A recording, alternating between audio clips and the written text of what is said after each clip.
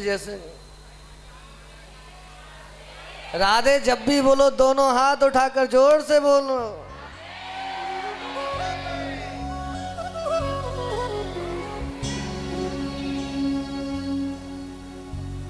तभी आनंद आता है और मेरा भी सुनाने का मन तभी करता है। आनंद से बोलते रहो भैया, बोलने में कभी कंजूसी मत करना। होता क्या है कि कलयुग के प्रभाव से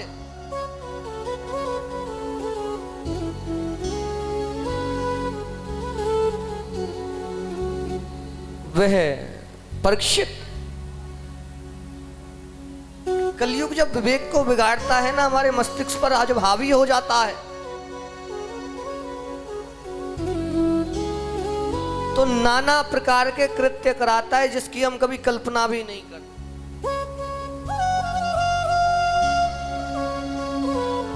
स्वर्ण पर सवार है, स्वर्ण सिर पर सवार है। एक भक्त ने पूछा हमसे, बोले महाराज जी एक बात बताओ, स्वर्ण में तो भगवान का वास होता है तो शैतान का कैसे हो गया?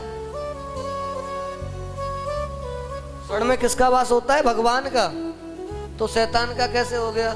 भैया शैतान का ऐसे हो गया कि प्रत्येक स्वर्ण में ना भगवान का वास होता है ना शैतान का वास होता है। भगवान का वास उसी स्वर्ण में होता है जो परिश्रम करके अर्जित किया गया। छल से यदि किसी से कमाया हुआ स्वर्ण, उसमें शैतान का ही वास होगा, भगवान का नहीं होगा, यह ध्यान रखिएगा।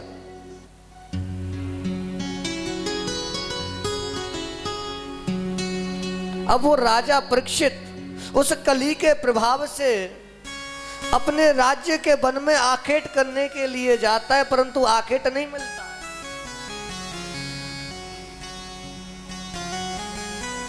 जब समय परिस्थिति हमारे अनुकूल नहीं रहती है ना, तो रस्सी भी सांप बन जाती है।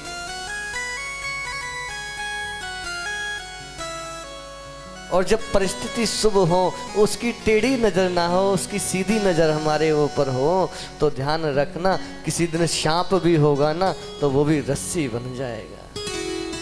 वो भी आपके लिए लाभकारी होगा, आपके हित में होगा, आपके अहित में नहीं होगा।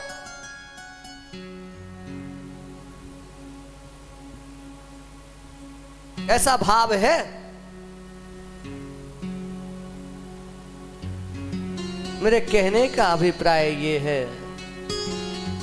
कि कली के प्रभाव के कारण आखेट तो नहीं मिला, परंतु श्रेय परिश्रम इतना हो गया कि हमारा कंठ सूखने लग जाता है। जब ज्यादा हम भाग दौड़ करते हैं ना तो कंठ सूख जाता है। प्यास लगी है, थोड़ा सा गला सूख गया, जल की आवश्यकता है। इधर उधर देखा, सैनिक भी पीछे रह गए, कोई पास में तो है नहीं। कहाँ जाएं, किससे मांगे? एक रास्ता है मांगने का। दूर नजर डाली तो एक संत की कुटिया दिखाई देती है। उस संत का नाम है श्रमिक ऋषि। ऋषि की कुटिया के अंतर्गत पहुंचते हैं। हे ऋषिवर, मुझे जल की आवश्यकता है, क्या आपकी कुटिया के अंदर थोड़ा सा जल मिलेगा? अब ऋषि तो अपने ध्यान में बैठे हुए थे ना, उन्होंने राजा की बात पर ध्यान ही नहीं दिया। ध्यान ही नहीं जाता, क्योंकि भजन दो तरह का होता है, भक्ति दो तरह की होती है, एक मद भक्ति और एक अमल भक्ति।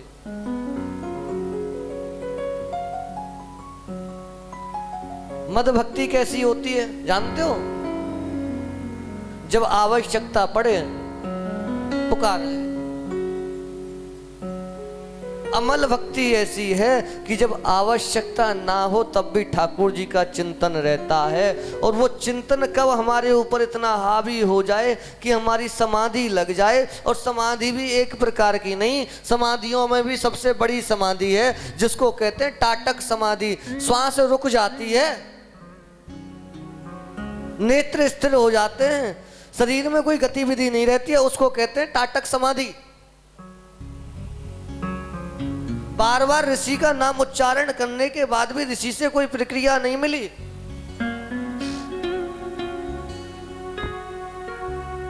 वो कली सिर पर सवार है, वो कली बोलता है, वो विनाश बोलता है। अरे राजन तू क्या सोचता है, तू पृथ्वी का सम्राट है।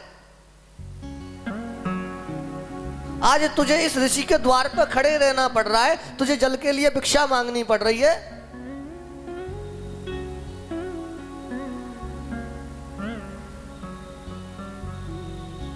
तुम जाओ, अंदर चले जाओ, जाकर के देखो कि ये वास्तव में भजन में बैठा हुआ है कि ड्रामा कर रहा है।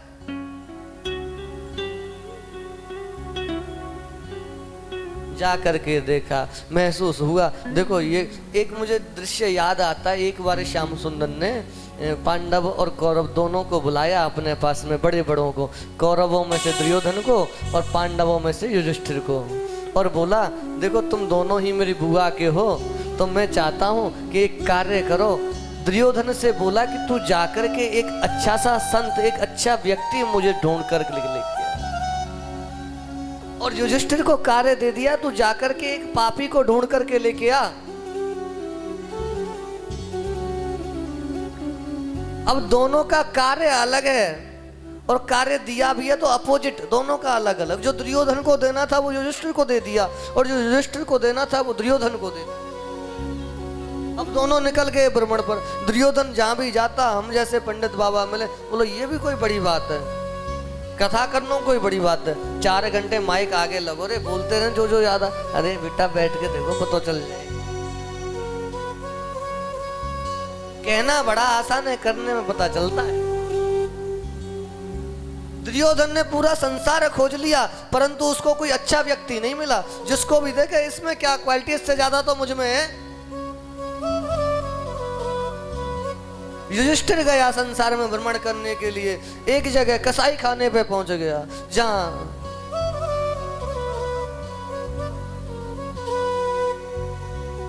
सोचा इसको पकड़ के ले जाता हूं, इससे बड़ा पापी कौन होगा जो मांसाहार करता है, मांसाहार विक्रय करता है। इसी को ले जाता हूं आज गोविंद के चरणों में। और आगे जाने लगा, जाते ही चित, अरे तू क्या करता है युधिष्ठिर, तुझसे बड़ा पापी कौन है जो ऐसे पापी के पास तुझे आना पड़ रहा है।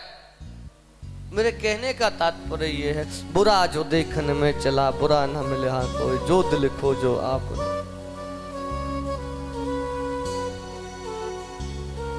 लेकिन ये जीवन की विधा है कि हम अपने आप को बुरा नहीं मानते, हम सामने वाले को बुरा समझते हैं।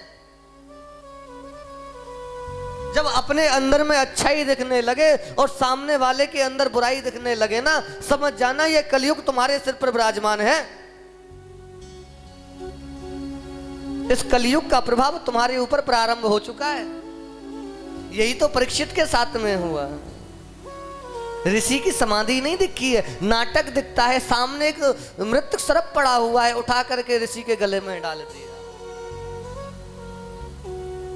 सिमिक ऋषि के पुत्र हैं श्रृंगी ऋषि, उनको सूचना मिलती है कि तुम्हारे पिता के गले में राजा परीक्षित ने मृत सर्प डाल दिया है। तत्कालीन क्रोधित हो जाते हैं, नदी के अंतर्गत स्नान कर रहे हैं, वहीं उसी नदी से जल लेकर के अभिमंत्रित करके छींटे मार देते हैं। जा राजा परीक्षित, तू भी क्या याद रखेगा, तूने मेरे पिता का अभिमान किया है, अपमान किया है।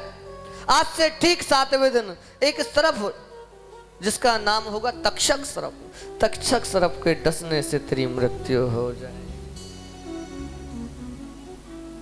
होना वही राम रचि राखा, को कहीं तरक बढ़ावे साका। ये है विधाता की नीति, ये है सुनीति, ये है प्रमाण।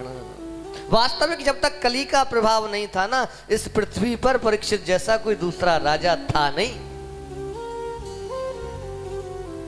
जब सिमिक ऋषि की समाधि टूटी ना, तब वो अपने पुत्र से कहता है, अरे श्रृंगी तूने क्या कर दिया। अरे राजा परीक्षित जैसा राजा ना तो हुआ है ना कभी होगा, वो तो बड़ा धर्म प्रिय राजा है, उसका कोई दोष नहीं है, ये तो कलयुग का प्रभाव है।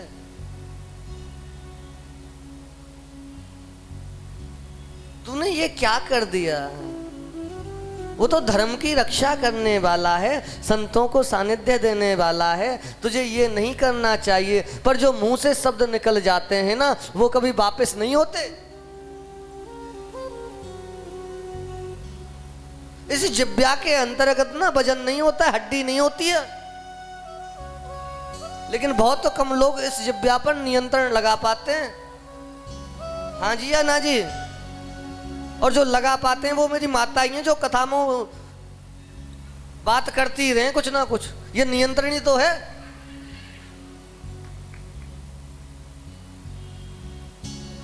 अरे संभल जाओ, इस शब्द को ऐसा बोलो जो हम वापस नहीं ले सकते। कुछ ना कुछ तो प्रभाव डालेगा ही। हमारे तो पिताश्री कहते हैं बेटा बोलने से पहले 1 बार नहीं, 2 बार नहीं, 10 बार सोच लेना। ये शब्द ही है जो आपको अपना बना सकता है और पराया बना देता है।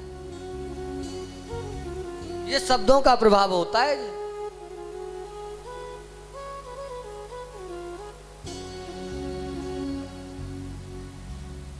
ऋषि अपने शिष्य गौरमुख नाम के शिष्य को परीक्षित के पास में भेजते हैं और परीक्षित के पास भेजने के उपरांत में उनको सूचित कराया जाता है कि गलती से गुरु पुत्र श्रृंगी ने आपको श्राप दे दिया है। आज से ठीक 7 दिन बाद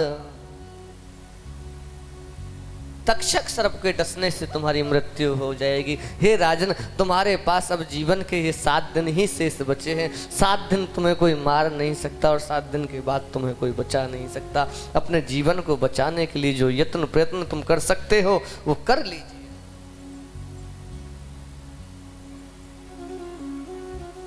आपको जब पता चले कि आज से इतने दिन बाद आपकी मृत्यु होगी, आपको कैसा लगेगा? दुख होगा?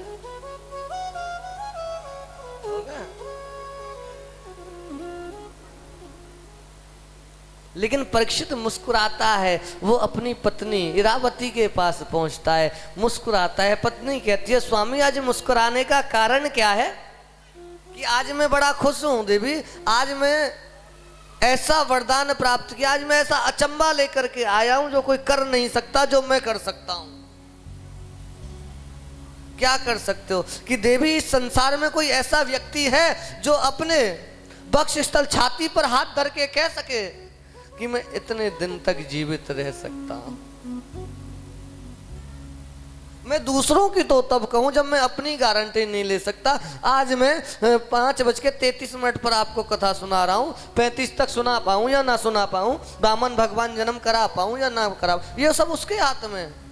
लेकिन एक परीक्षित ही है कि देवी मैं ही हूं। ध्यान से समझ लेना, ये 7 दिन मुझे कोई मार नहीं सकता है। परंतु ये भी समझ लेना कि 7 दिन के बाद मुझे कोई बचा भी नहीं सकता है। जैसे ही नगर वासियों को पता चला कि इतने धर्म प्रिय न्याय प्रिय राजा परीक्षित को 7 दिनों में मरने का श्राप लगा है, चारों तरफ अफरा तफरी मच गई। अरे भैया, राजा परीक्षित को कैसे बचाया जाए? क्या किया जाए?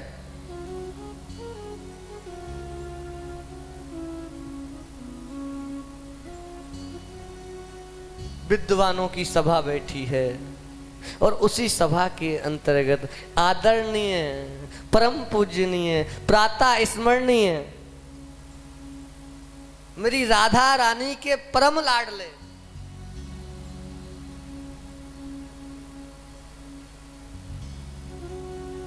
व्यासपीठ के श्री सुखदेव महाराज का आगमन होता है।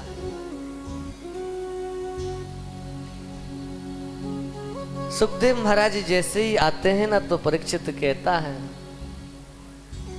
आइए, आपका स्वागत है। मेरे तो भाग्य खुल गए, साक्षात भगवान मेरे द्वारे पे आ गए। सुखदेव जी की आयु कितनी है? मात्र 16 वर्ष। द्वार पर खड़े हुए हैं। परीक्षित सम्मान करता है, भीतर सहज ले जाता है, अपने सिंहासन पर विराजमान करता है। बताइए क्या सेवा करूं, क्या मंगाऊं, क्या? संत जन बोले भैया रुक जा, तुझे पता नहीं है कौन है? सुखदेव जी हैं। ज्यादा बढ़ाई, ज्यादा मक्खन अच्छो ना लगे। ज्यादा मक्खन लगाएगो तो चले जाएंगे यहीं से वापस। व्यर्थ की चर्चा मत करो संतों के साथ में। संतों के साथ एक बात जीवन में मेरी माताओं हमेशा याद रखना, संत का क्षण और अन्य का कण कभी व्यर्थ मत करना।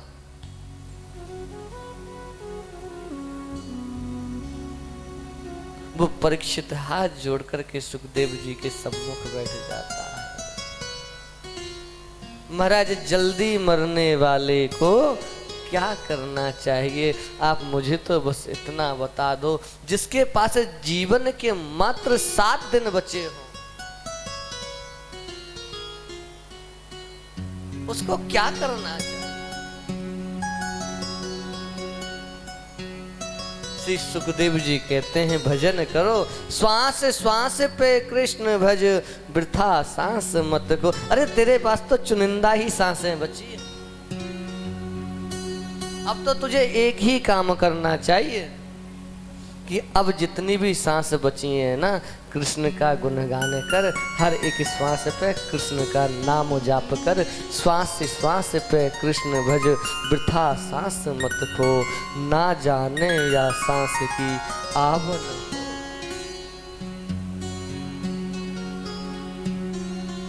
उनके चरणों में अपनी प्रीति को जोड़ ले, कृष्ण को अपने हृदय में विराजमान कर ले, क्योंकि ये मन जिस दिन ठाकुर जी से लग जाएगा ना, उस दिन जीवन के सब कष्ट समाप्त हो जाएंगे और तुझे मुक्ति की प्राप्ति होगी, तुझे मोक्ष की प्राप्ति। क्योंकि बेटा ये जो मन है ना, यही तो बंधन का कारण है, यही तो हमको कष्ट का कारण है, यही तो संसार में बांध करके रखता।